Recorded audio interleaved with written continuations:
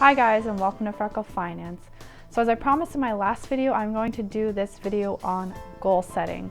So first of all, I want to say that what I'm going to talk about is applicable to any type of goals. I'm just going to also show you examples with financial goals, just so you can get an idea of how to create goals in general, but more specifically financial goals. So oftentimes people will set goals with very good intentions of achieving them. However, a lot of the times they're not specific enough in order to accomplish them. And it's just that if you don't make them specific enough, it's hard to really know that you're working towards your goal, and it just makes it harder to achieve. If it is a very large goal or a goal that takes a long time, a good rule of thumb would be to break that up into smaller goals. And I will show an example of this later on. But generally, if a goal is over the year and it's a financial goal, maybe break that up also into the monthly components of it. So it won't just be at the end of the year you need this, and you can kind of say, leave it off till the end of the year and then not achieve your goal, but every month you're keeping up to date kind of on that long-term goal with some short-term goals. So there are several different theories or acronyms, etc. on goal setting. The one I'm going to talk to you guys today about, and the one that I would generally use, or at least the way I set goals follows this way, is called SMART.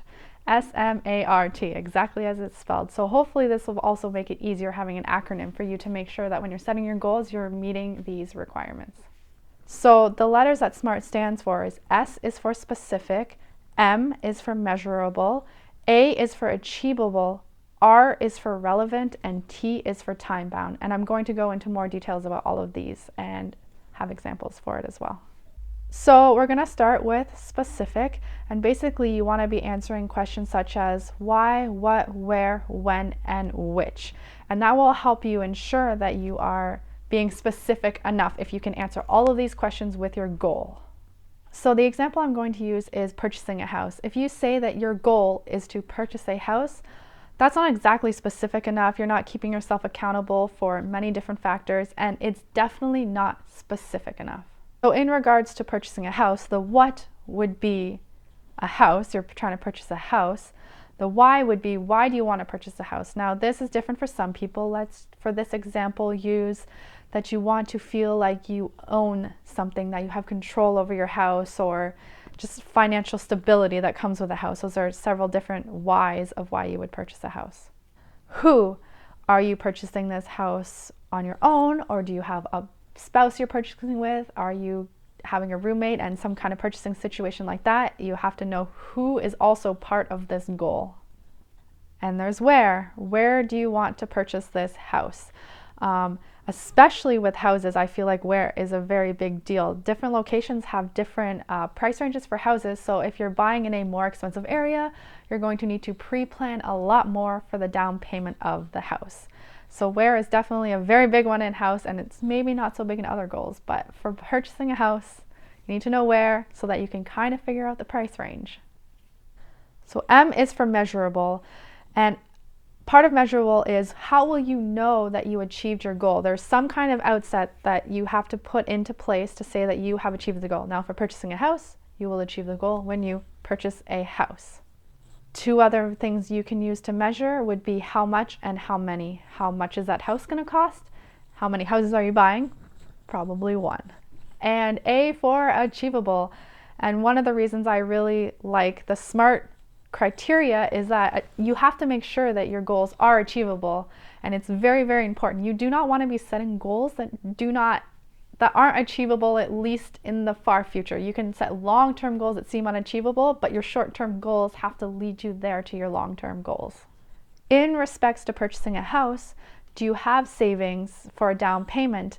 If you don't have savings for a down payment and you can't see having enough savings in the foreseeable future for a down payment, you probably can't purchase the house. So this goal would not be achievable. However, that doesn't mean that lessening the amount of house you're going to purchase or something would possibly allow you to have enough of a down payment to purchase a house. So achievable might be able to make you realize the goal is not worth it, but it could also be there to help you adjust a goal to a more realistic goal. And R for relevant. So is this goal even relevant? Is this something that's actually really important to you? Are you just kind of setting goals willy-nilly type of thing? Another question you should be able to answer in respects to is it relevant is it the right time? Now, this is also very applicable to a house. Is it really the right time for you to purchase a house? Maybe you're planning on moving in a year or two to a different area of the country, of the province or state or the world, whichever. And if that's so, then maybe it's not the right time to purchase a house, and setting a goal for purchasing a house at this time is just not relevant. And the T being for time bound, you want to make sure that you put a time limit on your goals. If you don't put a time limit, you will feel less pressure sort of to achieve that goal. You will feel less accountable for achieving that goal. And as I said earlier, you may say, oh, I'm going to do this sometime. Like people who say, I'm going to quit smoking. And then you ask when, they're like, sometime. And then they don't end up quit smoking until much, much later, possibly if they ever do. So you have to set time-bound goals. There has to be a limit on when that goal needs to be achieved, so that it helps keep you motivated because you want to be able to achieve that goal, but also giving it a time limit. Another good example for goal setting, which I had in my previous video on my goals for 2016, would be retirement savings or goals to financial independence. If you have a goal to retire at a certain age with a certain amount of money, that goal can feel so far away, especially if you're in your 20s, 30s, 40s, even 50s. That goal can feel really far away, and that means you're probably less likely to work on that goal. So if you don't set up a proper goal, you may find that closer to your retirement, you're not going to have enough money, or you're going to have to work later, or it's just not going to be as achievable as you thought it was going to be. As well, let's say that goal for retirement is in 20 years for you. Just stating, I'm going to retire in 20 years and I'm going to have $2 million in the bank.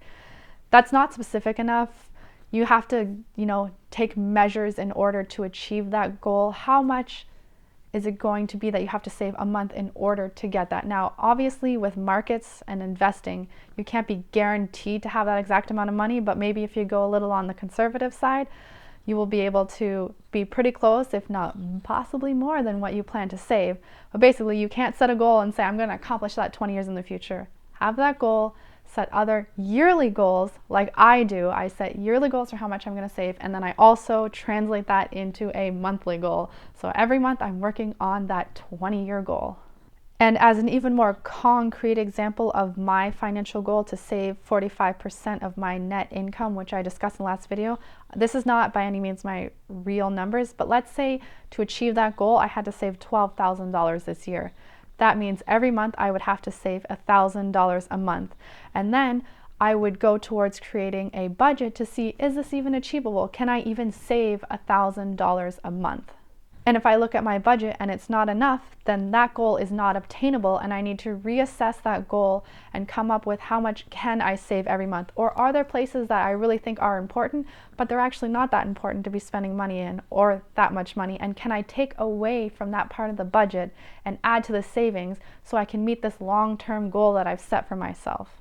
And to go over the SMART criteria for my goal, S for specific, would be that I'm going to be saving $1,000 every month in order to save $12,000 for the entire year. M for measurable, I will know that I have achieved this goal when at the end of the year I have $12,000 in the savings. A for achievable, I will know that it's achievable if I've got a working budget. It won't be achievable if I can't fit $1,000 of savings into my budget and still live my life and have a little bit of fun. R, this specific goal is relevant to me because being financially independent at a young age is very important to me. T for time bound, I actually have 3 different times. So I have monthly of $1,000, I have yearly of $12,000, and I have the long-term goal to be financially independent by 45. So I actually have 3 separate time bounds, even though they're basically the same goal. And as I said previously, the SMART criteria can be used for any type of goal, but I just wanted to help you not only use this method in all goals, but be able to see how it can help you financially and with your financial goals. As well, I know this is a fairly long video on goal setting and it seems like it's difficult, but it's not actually as difficult or as time consuming as it seems.